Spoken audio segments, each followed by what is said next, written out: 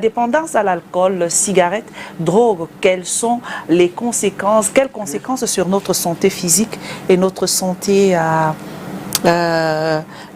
physique et notre santé mentale. Oui. Je commencerai par parler de la santé phisique, Cathy.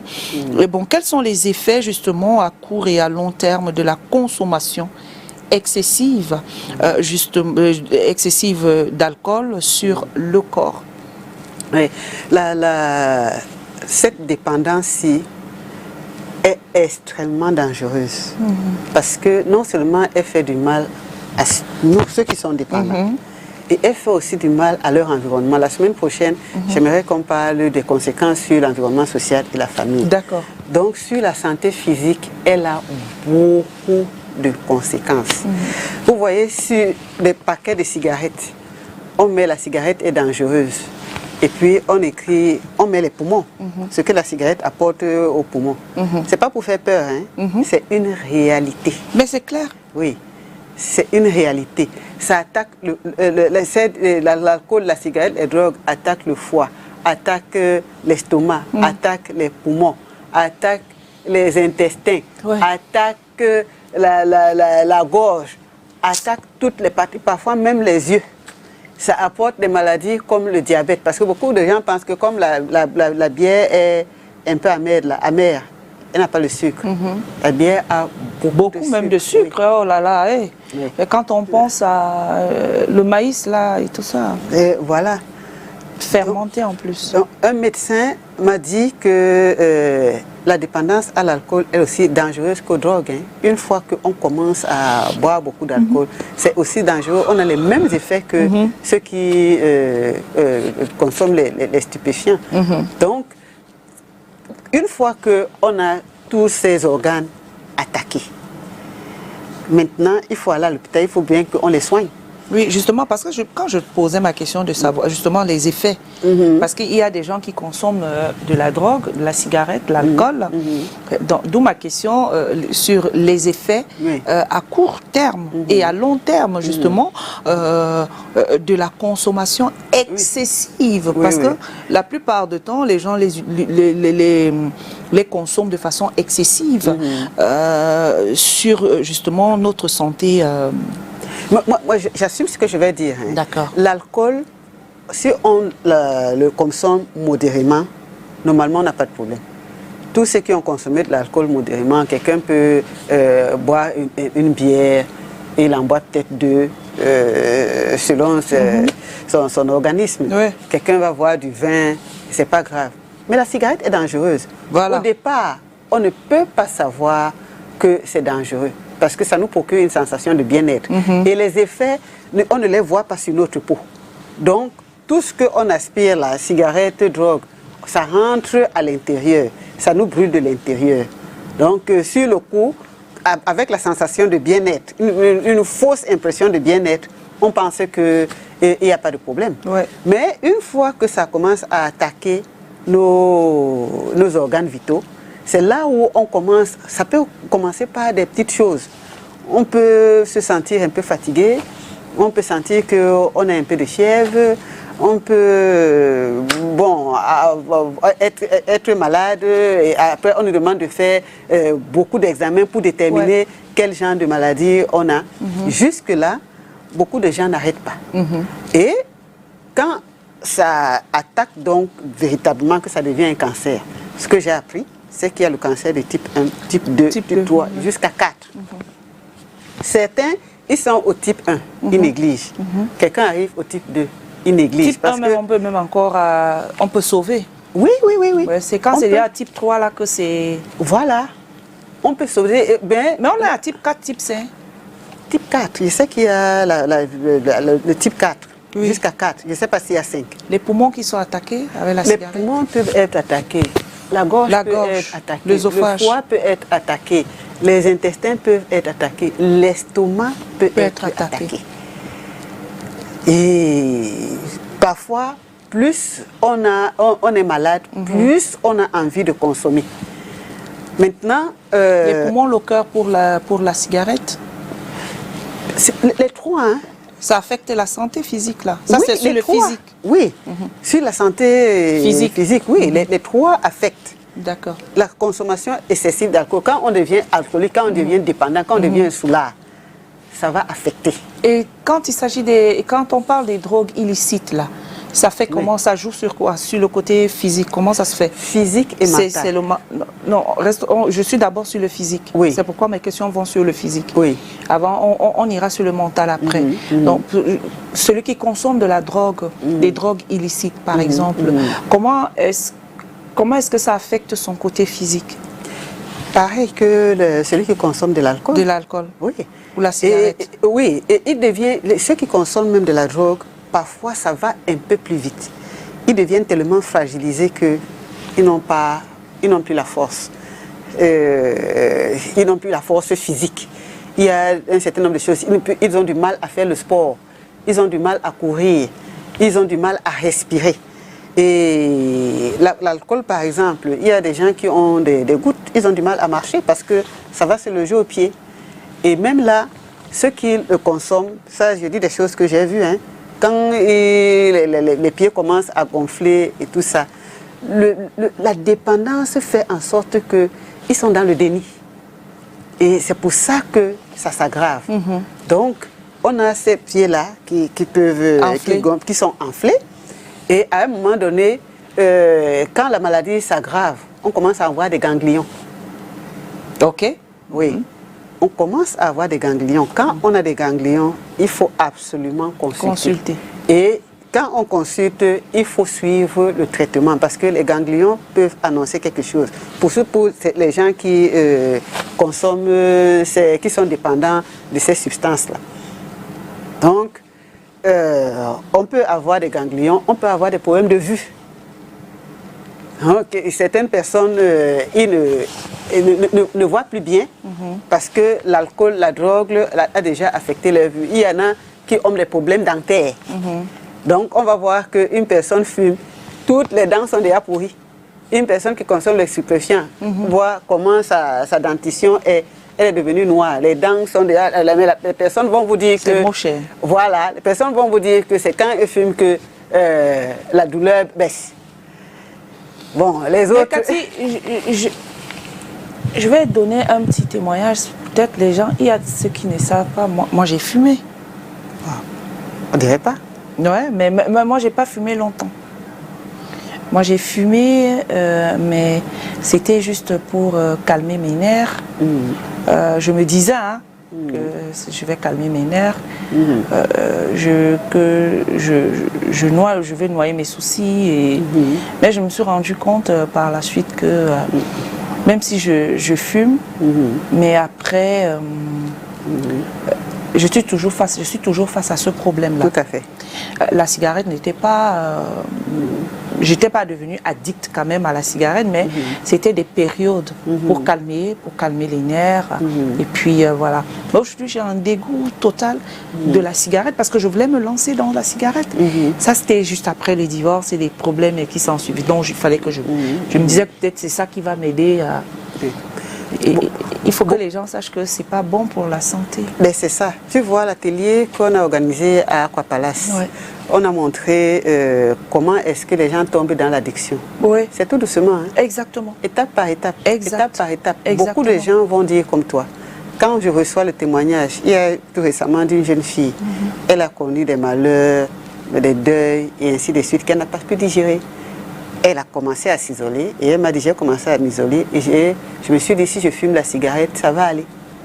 Et après elle a commencé à consommer des stupéfiants à tout hasard pour d'autres raisons. Et elle m'a dit que quand elle a consommé la première fois, elle a ressenti de l'apaisement, vraiment une sensation de bien-être. Et c'est cette sensation de bien-être là qui amène les gens à continuer. Mais quand on n'a pas de recul comme toi tu as eu, pour se dire qu'une fois que nos yeux sont ouverts, on se retrouve face à ce même problème. Et on l'aggrave. Quand on devient même soulard, ça devient grave. Parce qu'on pose des actes que nous-mêmes, on ne maîtrise pas. Et on revient au même problème. On cause encore, on se crée encore beaucoup d'autres problèmes. On a souvent du mal à affronter les situations. C'est-à-dire, une situation difficile peut nous arriver. ça nous affecte. Mais qu'est-ce qu'on fait? Faisons l'effort d'affronter. Les problèmes ne nous tuent pas forcément. Si on fait l'effort d'affronter, on cherche les solutions. Parce que là aussi, c'est autre chose qui amène les gens. On ne recherche pas la solution, on veut que tout soit facile. Les choses ne peuvent pas être faciles pour nous. Quand on perd un être cher, par exemple, on sait ce que c'est dur. Mais qu'est-ce qu'on fait?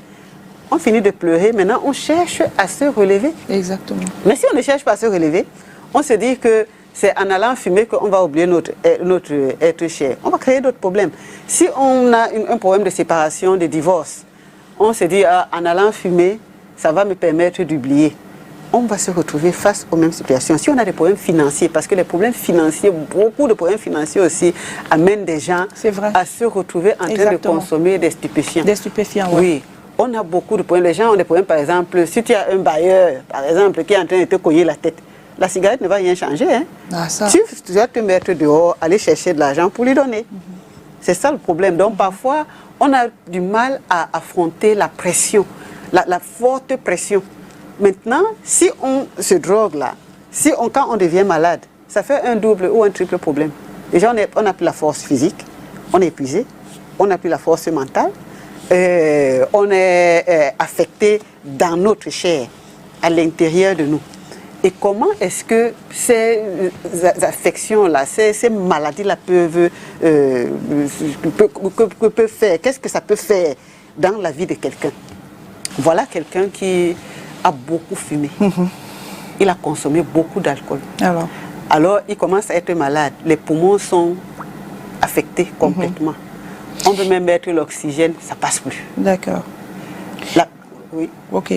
La personne est décédée dans des conditions atroces. Voilà l'autre qui a une grosse blessure à la gorge. Maintenant, il n'y a plus moyen ni d'avaler la nourriture, ni de vomir, ni rien.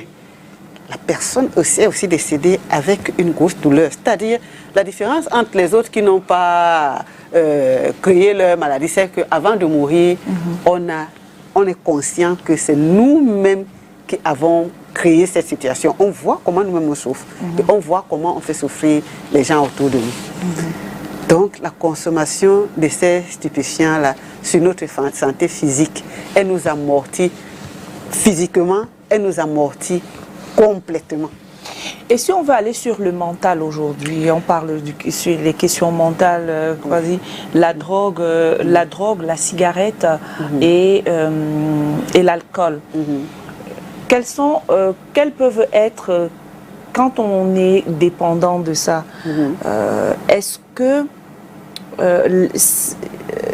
ça a des effets, justement, tu diras oui, ça a des effets sur le mental? Oui, très grave.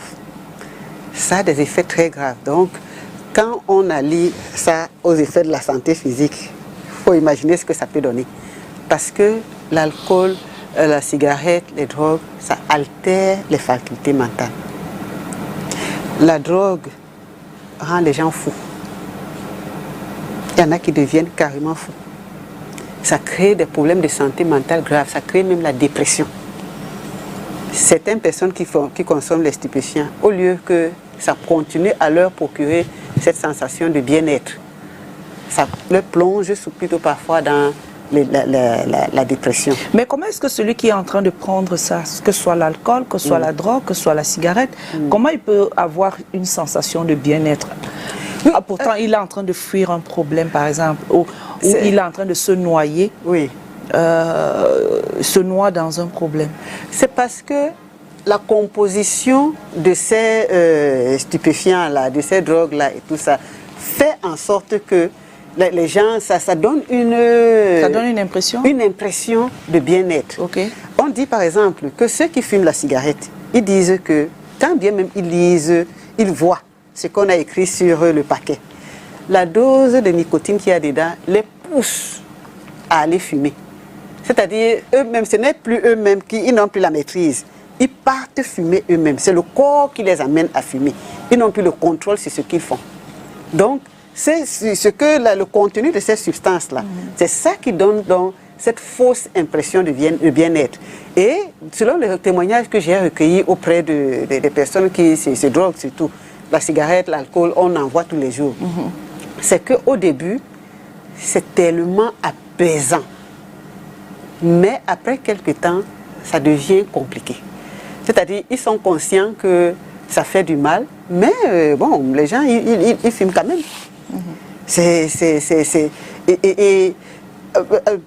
Au niveau de la clinique, que j'avais compris que les personnes qui sont malades mentales, qui étaient des personnes qui sont schizophrènes par exemple, ils peuvent avoir envie de fumer la drogue parce que ça leur procure de l'apaisement et tout ça. Et au niveau de la clinique, j'ai aussi appris que la drogue peut entraîner la schizophrénie. Oui. Donc il faut faire attention, ce ne sont pas des substances qui sont anodines. Le fait de les consommer peut nous créer beaucoup de problèmes sur le plan mental. Et quand on a déjà ces problèmes-là sur le plan mental, quand ça entraîne la folie, qu'est-ce qu'on fait? On devient dangereux, non seulement pour nous-mêmes, mais aussi pour les gens qui sont dans notre entourage. J'avais vu une personne vraiment bien qui a consommé des stupéfiants à un niveau élevé. La folie. C'est-à-dire pour qu'on réussisse à amener cette personne à l'hôpital, c'était compliqué, c'était la folie. Mais heureusement, au niveau de l'hôpital, on essaye de soigner et tout ça. La personne, on a vu la transformation. C'est-à-dire le fait que, parce que ce que le docteur Togem fait, comment il procède, quand quelqu'un arrive, il laisse d'abord que les effets de la drogue finissent sur la personne. Et on voit comment la personne se transforme. C'est-à-dire c'est là où on voit nous-mêmes qu'est-ce que la drogue apporte dans la chair, dans le mental de quelqu'un. Parce qu'on voit que même la peau change. Celui qu'on amène avec dans cet état-là, il n'a pas la même peau que nous. Les yeux ne sont pas pareils, les lèvres ne sont pas pareilles, et ainsi de suite. Mais au fur et à mesure que les effets de la drogue finissent sur eux, les personnes commencent à changer. Les facultés mentales même, ça commence à changer, ça commence à revenir. Et ces personnes, ça laisse des séquelles à vie. Ça laisse les séquelles à vie. Il y a des gens qui sont obligés de prendre des médicaments à vie parce qu'elles sont devenues malades mentales. Donc c'est ça les conséquences sur le plan mental. Maintenant donc, essayons de voir les conséquences sur le plan physique. On les voit aussi sur le plan mental. Ça veut dire qu'une personne qui a été affectée, qui a des poumons affectés par exemple, qui est en train de souffrir, qui est hospitalisé, et en même temps, il a un problème mental. Ou alors il a sombré dans la dépression et tout ça là. Parce que quand on sombre dans la dépression, on broie du noir.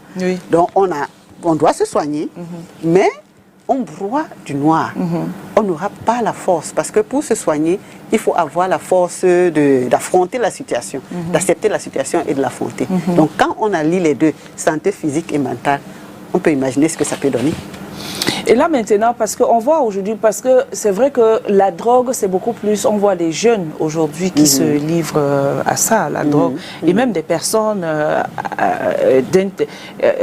qui sont entre adultes. Oui, des personnes adultes. Mais Cathy, l'alcool plonge parfois des gens dans un coma éthylique.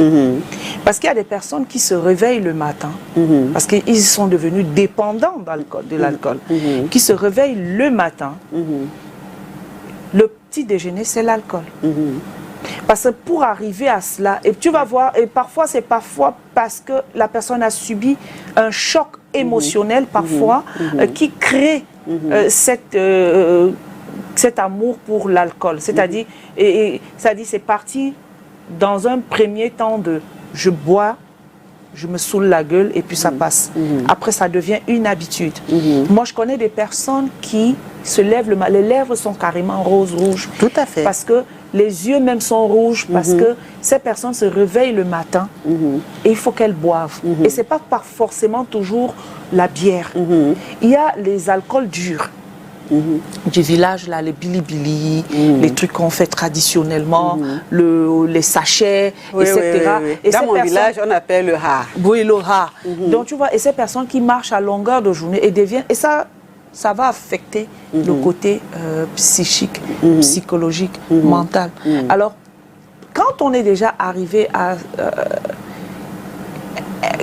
moi, je pose la question, hein, parce que vraiment, quand je vois comme ça me fait penser à ces personnes, des personnes proches à moi que j'ai vues dans cet état. Et quels sont les liens, justement, de la consommation, les liens entre la consommation des substances et les troubles de l'humeur? Parce que, ou alors, comment est-ce que je peux dire? Ou alors, comment la dépendance peut-elle influencer, justement, sur les relations sociales et humaines? C'est parce que ça altère les facultés mentales. Quelqu'un qui est abus, par exemple, il y en a quand ils boivent, ils deviennent très violents. Ils engueulent, ils bagarrent et ainsi de suite. D'autres, quand ils fument le chanvre, ils deviennent comme des fous. Et eux, ils ont envie de tout gâter, de tout casser. Donc c'est ça qui fait en sorte qu'ils aient des problèmes dans leur environnement social. Je vais donner, il y a par exemple, voilà quelqu'un qui buvait beaucoup. Il ne fumait pas, ne consommait pas les stupéfiants, mais il buvait beaucoup. Il était devenu alcoolique. Alors, un jour, la personne rentre à la maison, elle allait dormir. Et il y avait une fête dans la maison. La personne voulait aller aux toilettes. Et elle s'est levée. Elle ne savait pas où se trouvaient les toilettes. Elle est venue faire pipi sur les invités. Les accidents même que ça cause. Voilà une autre personne qui abuse jusqu'à épuisement. Elle est rentrée à la maison. Parce que quand on boit, après les gens ils s'en foutent. Si on ne réussit pas à vous mettre dans la brouette, c'est à votre risque terrible. Donc, la personne abuse jusqu'à épuisement. Qu'est-ce qu'elle fait? Oh, là voilà dans le caniveau, le crâne ouvert. Voilà les conséquences de la drogue, de l'alcool. La drogue, par exemple, quand les gens consomment, ils ont envie de faire quoi? De faire n'importe quoi, parce que le cerveau est complètement... Oui, parce qu'ils ne se contrôlent plus. Oui, ils ne se contrôlent plus. Ils sont violents. Quelqu'un qui est très avisé dans les problèmes de la drogue avait dit qu'une fois que ces personnes la fument, tout est petit devant eux. C'est pour ça que on va voir que quelqu'un était sur la moto, puis il allait entrer sur le camion, parce que devant lui, le camion était petit. Il va bagarrer, prendre le couteau, poignarder les gens, parce que devant lui, tout le monde est tout petit. Donc, comme les facultés mentales sont altérées, les personnes ne savent pas forcément ce qu'elles font, elles peuvent, c'est pour ça qu'elles sont des gangrènes elles deviennent des gangrènes dans l'environnement social. Au début, je disais que ces dépendances-ci sont plus compliquées parce que non seulement elles amènent les gens à faire du mal à eux-mêmes, et ils font aussi du mal à leur environnement social. Et sur le plan financier même, c'est un autre problème parce que vous imaginez quelqu'un qui a déjà des poumons atteints. Ça coûte extrêmement cher. Ah, c'est la famille qui va en prendre. Voilà, c'est la famille qui en prend un coup. Quelqu'un qui a des problèmes de santé mentale. Dans notre contexte, si les assureurs ne prennent pas à charge des problèmes de santé mentale, hein, non. Donc les parents même qui ont des enfants qui consomment les stupéfiants, la prise en charge coûte très cher. Et nous, on ne peut pas faire autrement. Il y en a, ils sont obligés de rentrer à la maison, on ne sait pas comment ils se débrouillent parce que les praticiens ne peuvent pas aussi prendre ça sur eux. Donc, tout à l'heure, tu disais que la consommation, c'est dans les milieux jeunes. Oui, c'est vrai que les jeunes, avec les effets de masse, les besoins, les pressions du groupe, les besoins d'appartenance, le besoin de s'affumer, se retrouvent avec d'autres jeunes qui vont les entraîner. On a dans l'environnement professionnel, beaucoup de gens consomment les stupéfiants. La pression au travail, la pression que les gens ont au niveau du travail, dans le secteur, dans certains secteurs, je ne vais pas parler d'un secteur en particulier, dans certains secteurs, il y a des gens qui ont avoué qu'ils étaient obligés de consommer les stupéfiants parce que la pression était énorme. Dans l'environnement familial, avec tout ce que ça comporte, on va voir par exemple des familles monoparentales. Une personne élève seule 3, 4, 5 enfants. Quand c'est des adolescents, c'est que nous qui avons des adolescents, on peut comprendre. Quand les enfants sont tout petits, il n'y a pas de problème. Tu regardes seulement l'enfant comme ça, l'enfant, il fait ce que tu dis. Mais au fur et à mesure qu'il grandit, qu'il commence à avoir l'influence des personnes à l'extérieur et tout ça, les parents, parfois seuls, dépassés, qu'est-ce qu'ils disent? Okay. Je me mets à fumer ou à boire ou à consommer parce que moi-même, je n'ai plus le contrôle sur ma progéniture.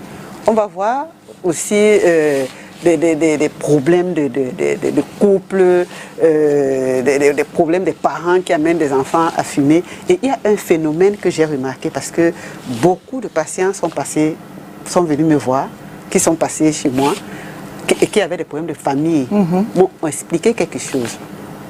L'acharnement dans certaines familles. C'est-à-dire une personne, tu peux être la personne qui s'occupe de toute la famille, mais si c'est toi que tout le monde tient. Ce phénomène-là est tellement répandu. Je peux citer là où on est 10 cas. Pas plus tard qu'il y a quelques jours, j'ai encore eu 2 cas. L'espoir de la famille. Mais c'est sur cet espoir que tout le monde tire. Donc, on va avoir, c'est moi qui paye l'eau, c'est moi qui paye l'électricité, c'est moi qui envoie mes frères et sœurs à l'école, c'est moi qui ai la charge des parents, c'est moi qui... Mais on me crible de reproches. Donc ça aussi, il faut faire attention dans les familles, parce que certains, donc, qui ne supportent pas, ils disent, ok. Ils vont peut-être pousser, ils vont peut-être aller se suicider par la suite. Oui, oui, oui. Voilà, et dans ces consommations-là, dans les drogues, il y a les idées suicidaires. Et certains finissent par se suicider. Aïe. Oui.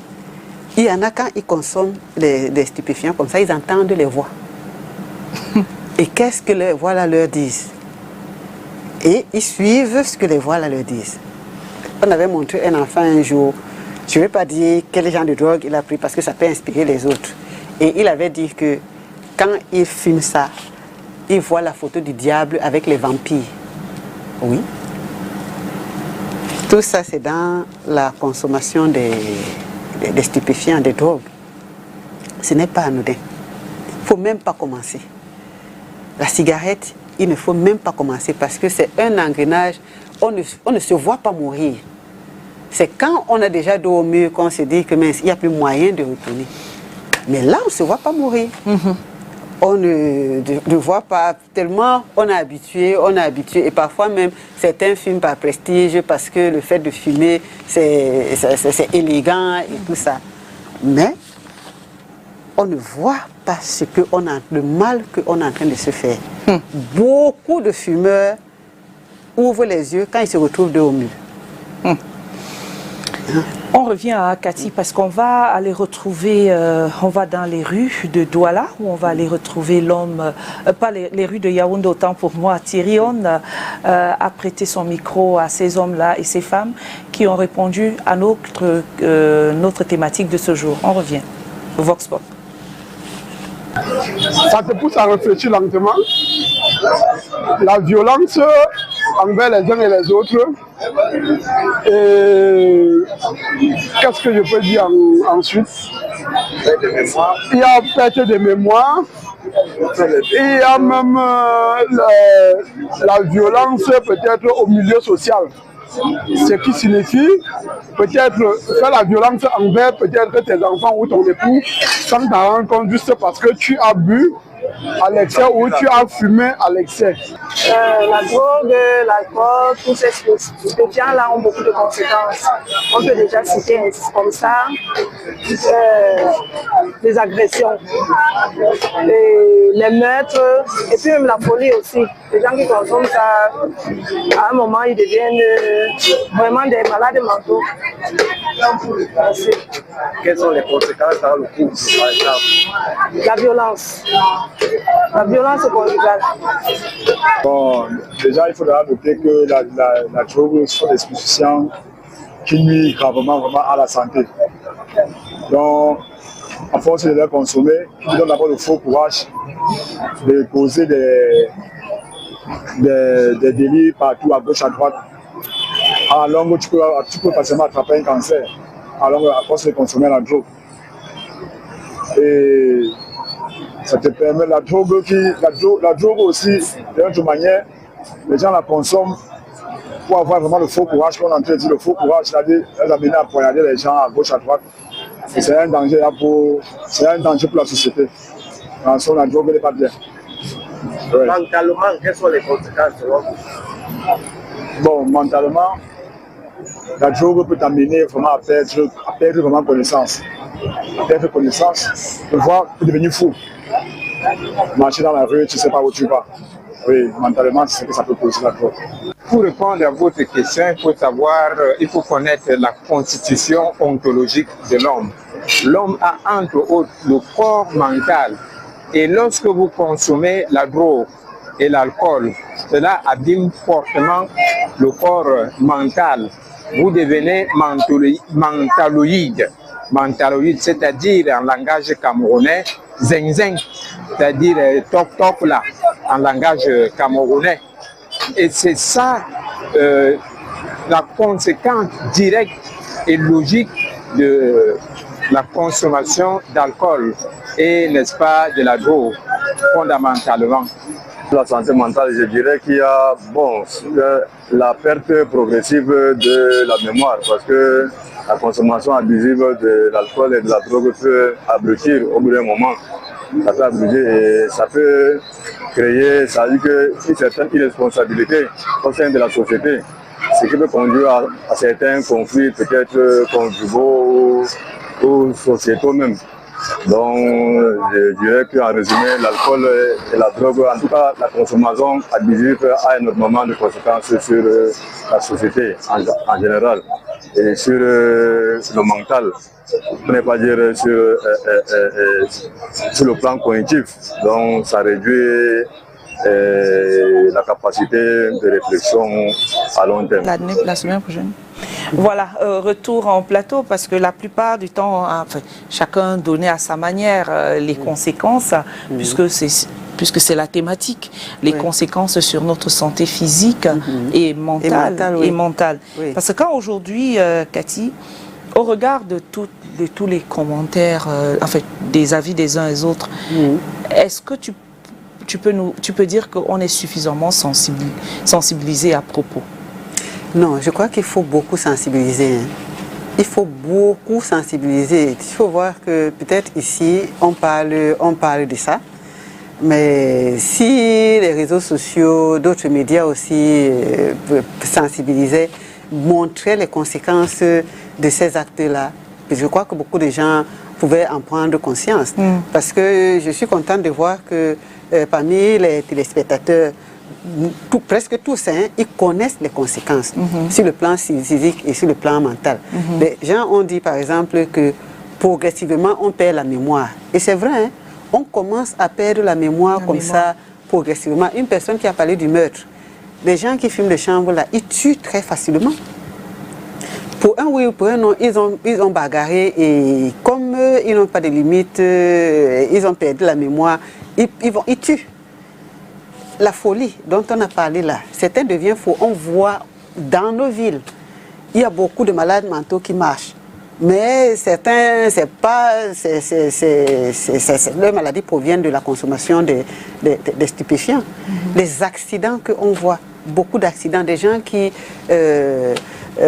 boivent alors qui conduisent alors qu'ils ont bu.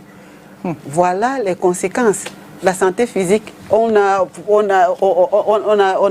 ampute peut-être des gens, de certains membres, il y a des blessures graves.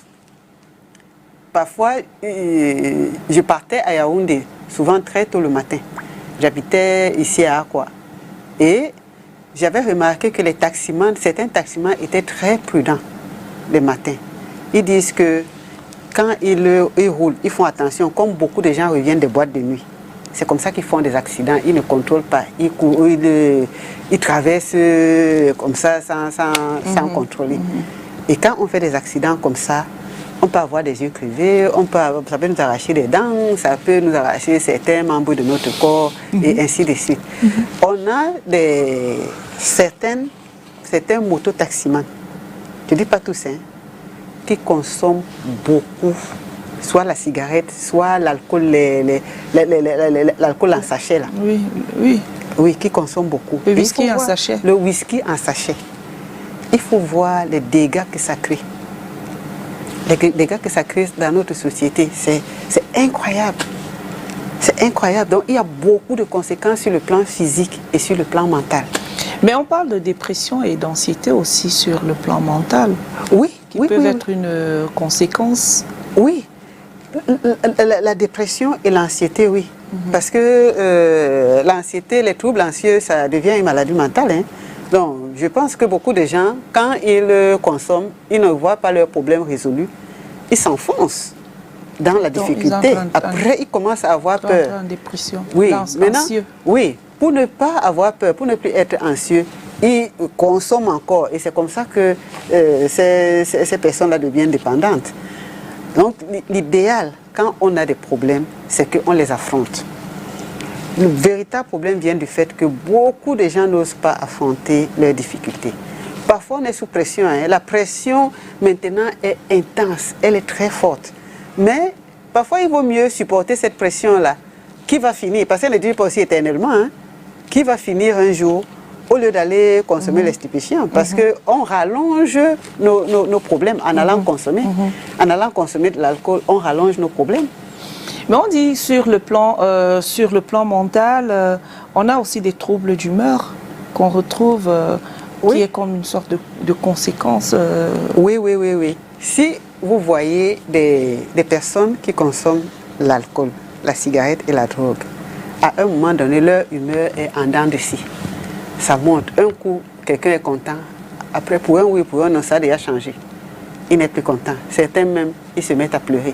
Certains, ils deviennent nerveux.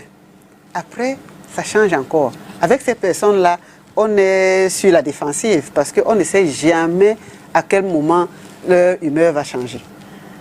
Donc, tous ces stupéfiants-là, ça entraîne aussi les troubles de l'humeur.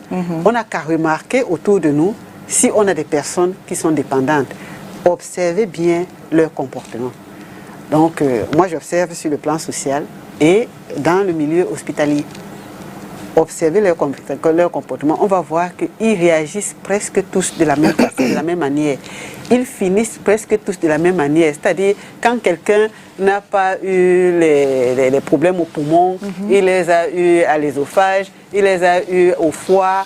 Vous imaginez, c'est le médecin qui est mieux placé pour expliquer comment est le foie. Le foie est un organe complexe, mais en même temps fragile. Donc imaginez que cet organe-là, qui est complexe et fragile, on commence à prendre le feu. On colle dessus. On colle dessus pour doucement. Ça va éclater. Hein? Ça va éclater. Oui. Et on meurt automatiquement. On meurt. Oui. Cathy, on va se séparer. On a encore plus que 4 minutes ensemble. Quelles sont les conséquences à long terme de la dépendance à l'alcool, la cigarette et la drogue? À long terme, qui peuvent, je ne sais pas, est-ce qu'on peut devenir dépendant chronique? Je ne sais pas. On peut devenir dépendant chronique. Quand on est dépendant, c'est déjà mais est-ce que chronique. Parfois, ce n'est pas souvent chronique, Cathy.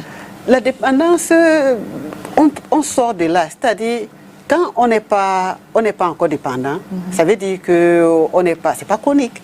On n'est pas. Mais quand ça devient chronique, mais parce que l'appétit vient en mangeant, comme on dit. Après, ça devient chronique. Quand ça devient juste chronique, ça veut dire qu'on n'a plus de contrôle. Oui. Oui, on est accro. Et c'est ça la dépendance. Maintenant, des conséquences à long terme, c'est la folie. Oh. Ceux qui consomment les stupéfiants, ça, je ne vais pas faire peur aux gens. Hein. On voit à l'hôpital. nombreux sont ceux qui deviennent fous. J'ai dit tout à l'heure que au milieu, c'est à l'hôpital que j'ai vu que quelqu'un peut être le schizophrène, peut être amené à consommer de la drogue parce qu'il a l'impression que ça l'apaise. C'est comme celui qui consomme la drogue peut développer la schizophrénie. Ça, je l'ai appris à l'hôpital. Maintenant, quand si on n'attrape pas la folie, on va attraper une maladie grave. La conséquence à long terme peut aussi être carrément la mort. Une mort subite parce qu'on a peut-être consommé beaucoup d'alcool et on a fait l'accident ou bien on a cassé sa tête quelque part ou au goudron ou je ne sais pas. On meurt subitement ou alors on meurt parce que l'alcool nous a broyé complètement de l'intérieur. La conséquence, ça peut aussi être sur le plan mental parce que sur le plan mental, on peut aussi mourir subitement parce qu'il y a des gens qui ont fait une overdose. Il y a un jeune, par exemple, qui était novice là-dedans. Après, il a allé consommer beaucoup. Lui-même a eu peur. Il est devenu jaune. Et il est mort. Quand on l'amène à l'hôpital, on a pensé que c'est la fièvre jaune. Après, on a dit non. Parce que lui-même a consommé. Et il y a des drogues dures. Et parmi les drogues dures, eux-mêmes, ils disent que parmi les drogues dures qu'ils consomment là, il y a les ossements humains. Oui. C'est eux-mêmes qui nous expliquent ça. Les cailloux, comme ils disent, c'est la pierre. Voilà. Donc, là, on va aussi avoir des morts subites, violentes et brutales comme ça. Mais c'est un poison, les os humains, les ossements humains. Oui, évidemment. Évidemment. Et ça coûte cher. Ça coûte cher. L'autre conséquence, c'est que ceux qui consomment là mentent comme c'est pas possible. C'est-à-dire, on ne peut plus leur faire confiance. Ils mentent à mort. Et ils deviennent des voleurs, des agresseurs. Parce que si quelqu'un doit acheter sa dose à 1000 francs par jour, les dealers ne blaguent pas avec eux. Qu'est-ce qu'on fait? À la longue, on devient un voleur, on devient un agresseur. Aïe. Et c'est eux qui se retrouvent dans la rue. Parce que, n'ayant plus toutes leurs facultés mentales et n'étant plus supportés dans leur famille, qu'est-ce qu'ils font? Ils se retrouvent dans la rue. Maintenant, on ne prend pas la drogue à crédit. Même si on prend à crédit, après, si tu ne payes pas, on vient te tuer. Ils font quoi? Ils agressent. En tout cas, nous te remercions d'être passé. C'était Catherine Etondé que nous avons aujourd'hui. Nous ne la présentons plus. Elle est connue de vous les téléspectateurs de ce rendez-vous, de la société civile. Elle est psychologue et puis elle s'occupe aussi des malades mentaux pour son association Action, Santé, Éducation. Voilà, je crois qu'elle fait beaucoup pour les personnes qui souffrent sur le plan mental, psychologique aussi et psychique. Merci à Catherine Etondé, notre invitée. On se retrouvera lundi avec une autre thématique, bien sûr. Nous arrivons justement à la fin de cette émission sur la dépendance à l'alcool, la cigarette et les drogues.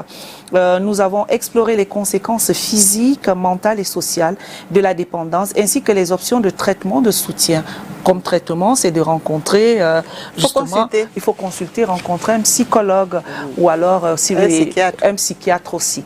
Alors, il est important de rappeler que la dépendance est un problème complexe, Cathy, qui nécessite une approche globale et personnalisée. Donc, nous encourageons les personnes qui luttent contre la dépendance à chercher de l'aide et du soutien auprès des professionnels qualifiés et de leur communauté. Nous espérons que cette émission a pu apporter un éclairage utile et des informations précieuses sur les dépendances et les moyens de la prévenir et de la traiter. Merci de nous avoir rejoints pour cette émission.